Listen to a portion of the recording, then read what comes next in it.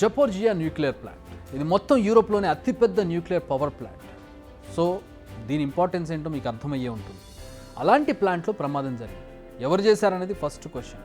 దీనివల్ల జరిగే నష్టం ఏంటన్నది మెయిన్ క్వశ్చన్.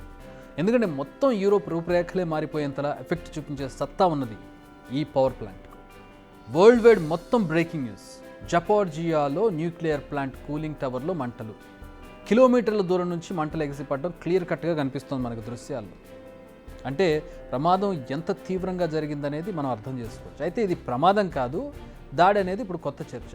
యుక్రెయిన్ రష్యా మధ్య జరుగుతున్న యుద్ధంలో భాగంగా ప్రస్తుతం ఈ ప్లాంట్పై దాడి జరిగినట్టుగా తెలుస్తుంది. ఒకప్పుడు యుక్రెయిన్లో భాగమైన ఈ ప్లాంట్ ఇప్పుడు రష్యా అధీనంలో ఉంది. అందుకే ఈ ప్లాంట్ ప్రమాదం ఇప్పుడు టాక్ ఆఫ్ ది గ్లోబ్గా మారింది. రష్యానే ఈ దాడి చేసిందంటోంది యుక్రెయిన్. ఆ దేశ అధ్యక్షుడు జెలెన్స్కీ కూడా ఇదే విషయాన్ని ధృవీకరణ చేశారు. న్యూక్లియర్ టెర్రర్ను రెచ్చగొట్టేందుకు రష్యా కుట్ర చేస్తోందన్నారు. బట్ రష్యా వాదన మాత్రం మరోలా ఉంది. యుక్రెయిన్ బలగాలు పక్కా ప్లాన్ ప్రకారమే దాడి చేశారనేది రష్యా వర్షన్. అంతేకాదు ఖమికాజ్ డ్రోన్ ఉపయోగించి దాడి చేశారని కూడా చెబుతోంది. నిజానికి ఇరు దేశాల మధ్య యుద్ధం స్టార్ట్ అయ్యాక ఈ ప్లాంట్ ఈ స్థాయిలో దెబ్బతినడం మాత్రం ఇదే తొలిసారి. అయితే ప్రమాదం భారీగానే జరిగిన ప్లాంట్ కార్యకలాపాలకు ఎలాంటి ఇబ్బంది లేదని మాత్రం చెప్పాలి. అసలు న్యూక్లియర్ ప్లాంట్కు దాడి జరిగితే, న్యూక్లియర్ ప్లాంట్ దెబ్బతింటే ప్రపంచానికి ఏంటి ముప్పు అనే ఒక క్వశ్చన్ చాలామందికి రావచ్చు. దానికి కారణం న్యూక్లియర్ పవర్ ప్లాంట్స్లో వాడేది సాధారణంగా మనకి పవర్ జనరేషన్కి అయితే వాటర్ వాడతాం, లేదా బొగ్గు వాడతాం, లేదా సోలార్ ఎనర్జీ, లేదా విండ్ ఎనర్జీ.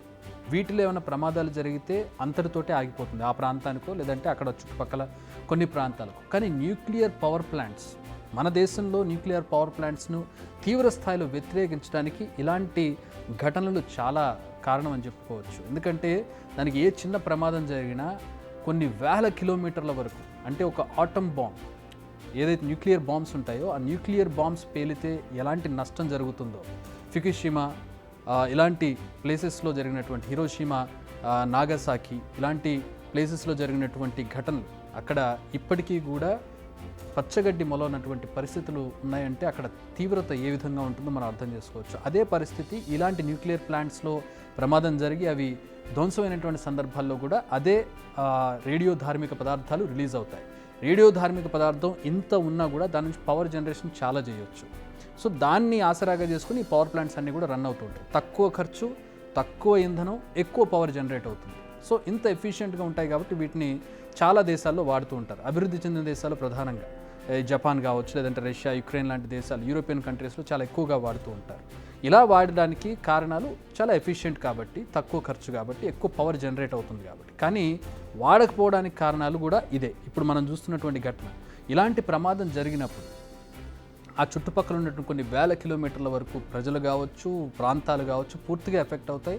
ఇక ఫ్యూచర్లో ఎందుకు పనికి రాకుండా పాడైపోయేటటువంటి పరిస్థితులు దాపురిస్తాయి. అది నీళ్ళలో కలిస్తే ఆ చుట్టుపక్కల కొన్ని దేశాలకే అది వ్యాపించే పరిస్థితి ఉంటుంది. ఏ సముద్రం ఒడ్డునో కనుక ఇట్లాంటి న్యూక్లియర్ ప్లాంట్ ఉంటాయి. ఇప్పుడు అదే పరిస్థితి ఇక్కడ జరిగినటువంటి జపోర్జియా న్యూక్లియర్ ప్లాంట్లో జరిగినటువంటి ఈ ప్రమాదాన్ని ప్రపంచవ్యాప్తంగా బ్రేకింగ్ న్యూస్ చేసింది. 2022 వరకు ఈ ప్రాంతం అంతా యుక్రెయిన్ ఆధీనంలో ఉండేది. ఈ ప్లాంట్ కార్యకలాపాలన్నీ కూడా యుక్రెయిన్ కనుసన్నలోనే జరిగాయి. బట్ రష్యా జపోర్జియాతో పాటు లుహాన్స్క్, డొనెట్స్క్, ఖెర్సన్ రష్యాలో విలీనం చేసుకుంది. ఈ ప్రాంతాల్లో రిఫరెండం నిర్వహించి ఆ తర్వాత విలీనం చేసుకుంది. ఈ విలీన సమయంలో కూడా జపోర్జియా ప్లాంట్పై రష్యా దాడులు చేసింది. బట్ అప్పుడు ఈ స్థాయిలో ప్రమాదం జరగలేదు. ఆ తర్వాత ప్లాంట్ రష్యా వశమైంది. అప్పటి నుంచి ప్లాంట్లో విద్యుత్ ఉత్పత్తిని నిలిపివేశారు. న్యూక్లియర్ రియాక్టర్లను కోల్డ్ షట్డౌన్ మోడ్లో ఉంచారు.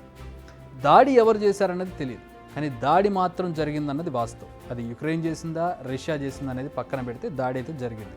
ఇరు దేశాల మధ్య బ్లేమ్ గేమ్ స్టార్ట్ అయింది ప్రస్తుతం. మీరు చేశారంటే మీరు చేశారని. అక్కడ విట్నెస్ ఏమి ఉండదు కదా, ఎవరు దాడి చేశారనే దానికి. ప్రపంచం దృష్టిలో ఎవరో ఒకళ్ళ మీద ఒకళ్ళు ఆరోపణలు చేసుకుంటారు. అయితే ఈ వరుస పరిణామాలు చూస్తుంటే దీనికి కారణం యుక్రెయిన్ అనే అనుమానాలు పెరుగుతున్నాయి. ఎందుకంటే రష్యాపై ఇన్ని రోజులుగా డిఫెన్స్ మోడ్లో ఉంది యుక్రెయిన్, ఇప్పుడు అఫెన్స్ మోడ్కి వచ్చింది, అంటే అటాకింగ్ మోడ్లోకి వచ్చింది. రష్యాలోకి చొచ్చుకొని వెళ్ళి యుక్రెయిన్ బలగాలు అక్కడ వాళ్ళ మీద దాడి చేయడం, అక్కడ ఉన్నటువంటి ప్రాంతాలను ధ్వంసం చేయడం జరుగుతుంది గత కొద్ది రోజులుగా. అంతర్భాగంగా ఉన్నటువంటి కర్క్లోకి దూసుకుని వెళ్ళి దాడులు చేస్తోంది. ఇప్పటికీ ఈ ప్రాంతంలో ఇంకా భీకర పోరు జరుగుతోంది. ఇప్పుడు బలవంతంగా విలీనం చేసుకున్న ప్రాంతాలపై ఫోకస్ చేసుకున్నట్టుగా కనిపిస్తోంది. రష్యాను డైవర్ట్ చేస్తూ ఒక పద్ధతి ప్రకారం ఈ దాడులు చేసే ఎత్తుగడలా కనిపిస్తోంది యుక్రెయిన్కి. ఇక జపోర్జియా ప్లాంట్ విషయానికి వస్తే ఇది మొత్తం యూరోప్లోనే అతిపెద్ద ప్లాంట్. ఈ ప్లాంట్ కనుక దెబ్బతింటే దానివల్ల జరిగే నష్టం అంతా ఇంత కాదు. దాని నుంచి వెలువడే రేడియేషన్తో జర్మనీ, పోలాండ్, స్లోవేకియాలు ఎఫెక్ట్ అవుతాయి. మరో చెర్నోబిల్, ఫ్యుకుషిమా లాంటి మరో ప్రమాదంలో చరిత్రలో నిలిచిపోతుంది. నిజానికి రష్యా దాడి చేసినప్పుడే యూరోప్ మొత్తం అణిగిపోయింది. చెర్నోబిల్ లాంటి దాడి కంటే 10 రెట్లు ఎక్కువ విధ్వంసం పక్కా అని అంతా ఎక్స్పెక్ట్ చేశారు. ఎందుకంటే ఇందులో 6 అణు రియాక్టర్లు ఉన్నాయి. 950 మెగావాట్ల విద్యుత్ను ఉత్పత్తి చేయవచ్చు. అందుకే ఈ ప్లాంట్ చాలా ముఖ్యం, చాలా ఎఫిషియెంట్, అటు యుక్రెయిన్కైనా ఇటు రష్యాకైనా. అయితే ఈ ప్లాంట్పై యుక్రెయిన్ దాడి చేయడం ఇది మొదటిసారి కాదు. ఈ ఏడాది ఏప్రిల్లో కూడా డ్రోన్తో దాడి చేసింది. బట్ అప్పుడు ఇలాంటి నష్టం జరగలేదు. ఇప్పుడు మాత్రం నష్టం జరిగింది. దృశ్యాలను మనం చూస్తూ ఉన్నాం. కానీ రేడియేషన్ మాత్రం లీక్ కాలేదు అప్పుడు. మొత్తానికి ఇజ్రాయెల్, ఇరాన్ మధ్య ఉద్రిక్తతలు కొనసాగుతున్న సమయంలోనే ఇప్పుడు మరోసారి యుక్రెయిన్, రష్యా మధ్య కూడా ఉద్రిక్తతలు పెరుగుతుండడం ఆందోళనకరంగా మారింది. బిగ్ టీవీ అవుట్లుక్ కథనాలు నచ్చితే వెంటనే బిగ్ టీవీ ఛానల్ ను సబ్స్క్రైబ్ చేయండి.